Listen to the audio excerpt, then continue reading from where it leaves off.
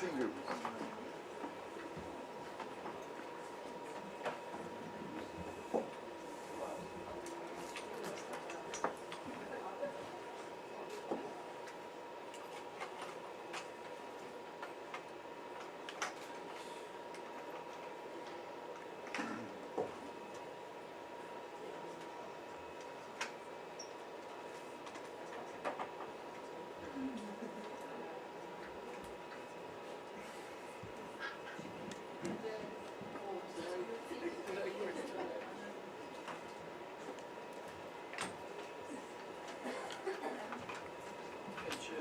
Sir? The last person that had a fender bender, did he go awful so much? He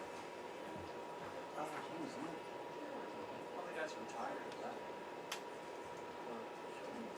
That is Larry. Who? Larry. Malaya? Oh, God. Yeah, that's a deep... Oh, right. And then he's like, His head was probably exploding about something. Dude had issues. yeah. Dude had issues. How's he doing now? Well, apparently he quit us. The union was fighting for him to get fired, and they locked him in the buyout. And because he's so angry, he literally said, "Fuck it, Oh, really? I'm just quitting." Just do it. Or either that, or they saved his job, or something. You know, like. And he said, no, I'm not. And he started a drone company. I saw it on Facebook. And he didn't even edit his drone videos. Because there's guys who do it for fun, who are phenomenal pilots. Right. They just do it for fun, and you're like, whoa, you're really, really good. Because I fly a drone, and not that well. It's hard. It's a lot going on. But so that failed. Now what's he doing? Just, He's working at an affiliate, and oh, really? yeah.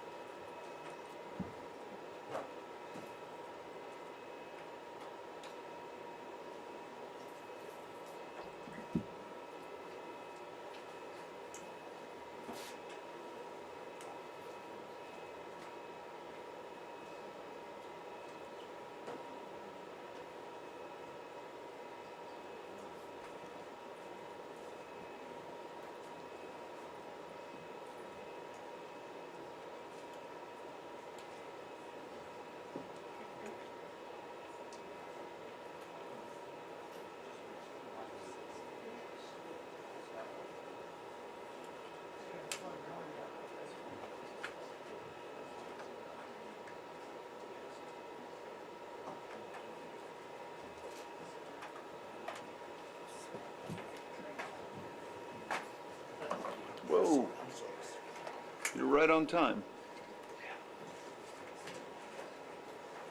Welcome to the State Department.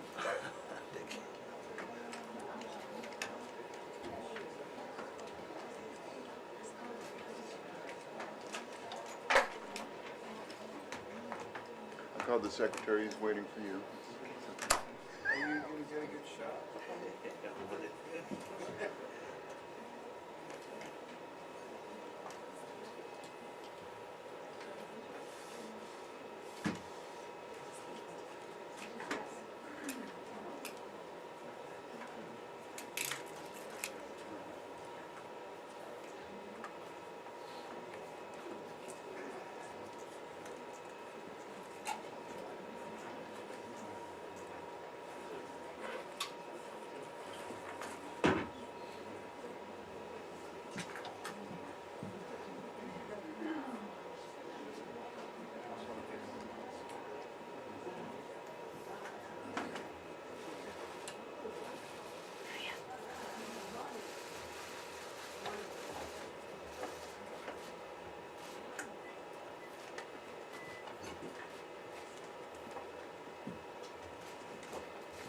Good morning, everyone. Welcome. I'm here to announce an important decision regarding the United States policy towards Cuba. In 1996, Congress passed the Cuban Liberty and Democratic Solidarity Act, also known as Libertad. Under Title III of that act, United States citizens who had their property confiscated by the Castro regime were given the right to file suit against those who traffic in such properties. But those citizens' opportunities for justice have been put out of reach for more than 2 decades. Now, more than 22 years, every president, every Secretary of State has suspended Title III in the hope that doing so would put more pressure on the Cuban regime to transition to democracy. But just as we did in regard to moving our embassy to Jerusalem, the true capital of Israel, or designating the Islamic Revolutionary Guard Corps for what it is, a terrorist organization, the Trump administration recognizes reality. We see clearly that the regime's repression of its own people and its unrepentant exploitation of tyranny in the region has only gotten worse, because dictators perceive appeasement as weakness, not strength. President Obama's administration game of footsie with the Castro's junta did not deter the regime from continuing to harass and oppress the heroic ladies in white, a group of women dedicated to peacefully protesting the regime's human rights abuses. More broadly, the regime continues to deprive its own people of the fundamental freedoms of speech, press, assembly, and association. Indeed, according to NGO reports, Cuban thugs made more than 2,800 arbitrary arrests in 2018 alone. In the run-up to the country's recent sham constitutional referendum, one that enshrined the Communist Party as the only legal political party in Cuba, the regime harassed, beat, and detained opposition leaders and activists. 310 people were arbitrarily detained, according to the Cuban Commission on Human Rights and National Reconciliation. Cuba's behavior in the Western Hemisphere undermines the security and stability of countries throughout the region, which directly threatens United States national security interests. The Cuban regime has for years exported its tactics of intimidation, repression, and violence. They've exported this to Venezuela in direct support of the former Maduro regime. Cuban military intelligence and state security services today keep Maduro in power. Sadly, Cuba's most prominent export these days is not cigars or rum, it's oppression. Détente with the regime has failed. Cozying up to Cuban dictators will always be a black mark on this great nation's long record of defending human rights. For these reasons, I'm announcing that the Trump administration will no longer suspend Title III.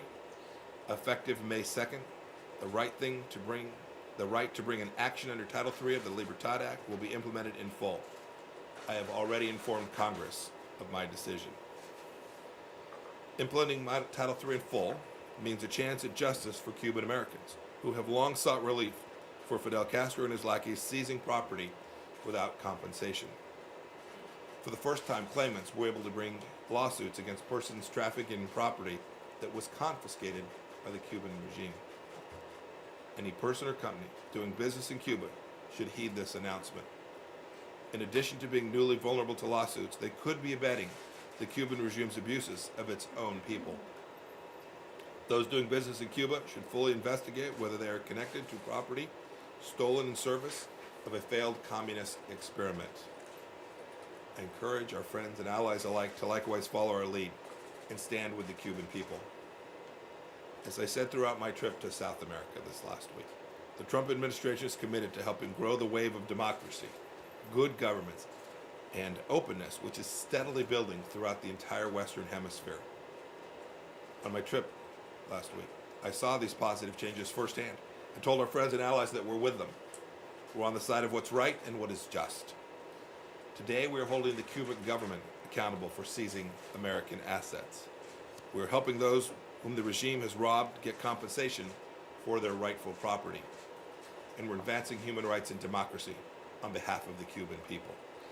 Now we'll turn it over to Western Hemisphere Assistant Secretary Kim Breyer to take some of your questions this morning. Thank you all.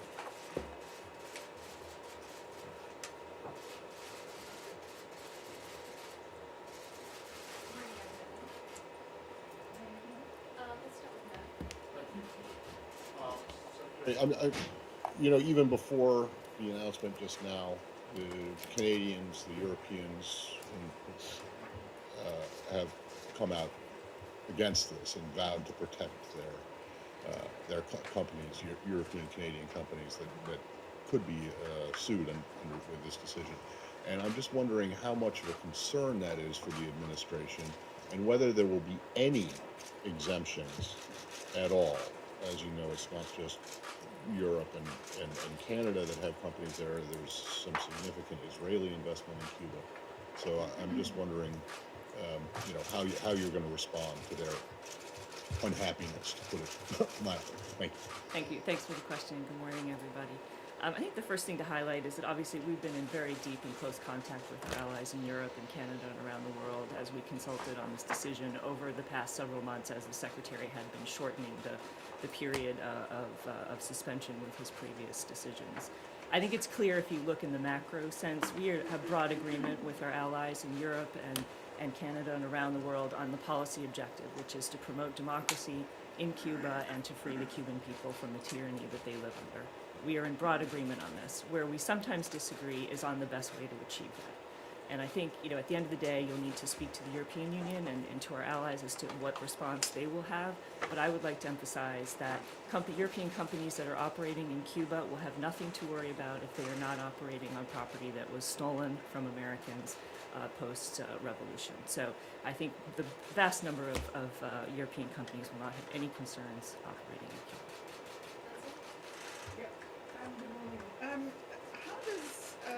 How are you going to deal with the unhappy Europeans? They've now threatened to take you to the WTO, and so how are you going to deal with that?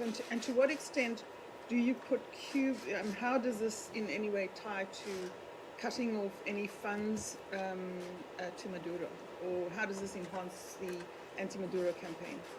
Thanks for the question. First, I would defer you to the Europeans for their response. They certainly, we took a decision today based on our laws and our sovereign concerns for the property of American citizens, and Europeans will respond as they see fit, and we'll continue to work closely with them on this policy and on the policy in Venezuela. I think it's important to note that the decision today is part of the trajectory that started with the Trump administration's NSPM 5, which was announced in June of 2017. The objective of that was, of course, to support the Cuban people and to deny resources to the regime, and in particular to the security services in Cuba.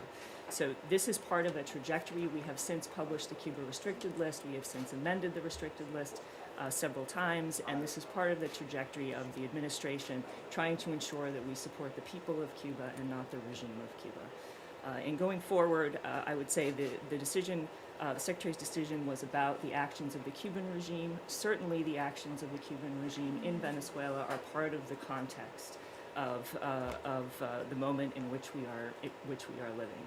And we are very clear, and I think our allies, and this is something very important, the Lima Group, which is a group of 12 countries in the Western Hemisphere, for the very first time this week announced its concern over Cuba's role in Caracas and made public its concern and called on the Cuban regime to support the transition in Caracas. So I think it's a very important moment in our relations in the hemisphere as well. Thank you. How much further is the administration considering going on its Cuba policy, whether there's deliberations about the terrorism list, or is this a trajectory that you see continuing? I think it's a great question. I do put it in context of we've been over the past 2 years building off of NSPM 5 and looking at the various tools that we have to implement the president's vision for how we would conduct this policy. I think you're going to be seeing quite a bit more from us, and that this is the beginning of a new process on this that recognizes the reality on the ground in Cuba, which is in the past 20 plus years, the underlying reality in Cuba has not changed for the average Cuban.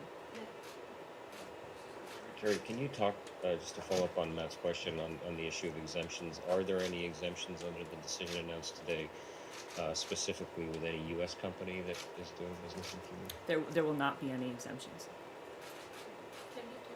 Sure. How much property are you talking about in terms of value, money and number of properties. Yeah, flip two. So this is actually one of these questions where I can tell you what I know, and then what I don't know is actually a larger. What we understand, the Foreign Claims Settlement Commission has, it's an independent agency within the Department of Justice, has certified nearly 6,000 claims for property confiscated in Cuba with a total value of approximately $2 billion with interest. We believe that value is somewhere in the $8 billion range. The most recent estimate we have from 1996, at the time that the law was enacted, that there could be up to 200,000 uncertified claims that were not certified by the Foreign Claims Settlement Commission, and that value could very easily be in the tens of billions of dollars. But it will depend on, of course, whether claimants decide to pursue legal cases or not. What was the 8 billion? The $8 billion is from- with interest. So 2 billion of the actual property, or what it was At worth the time when it was taken, when it was confiscated. and then with interest that amounts to 8 billion. So the total then would be 8 billion. 8 billion of certified claims. And then on the 200,000 uncertified claims, they haven't been rejected, right? They could still be certified. They could still be if the window were open. Be hundreds of billions. That could be. Yeah. Sorry, tens of billions. Yes. Sorry. Thanks. Thank you so much. Thanks, everybody.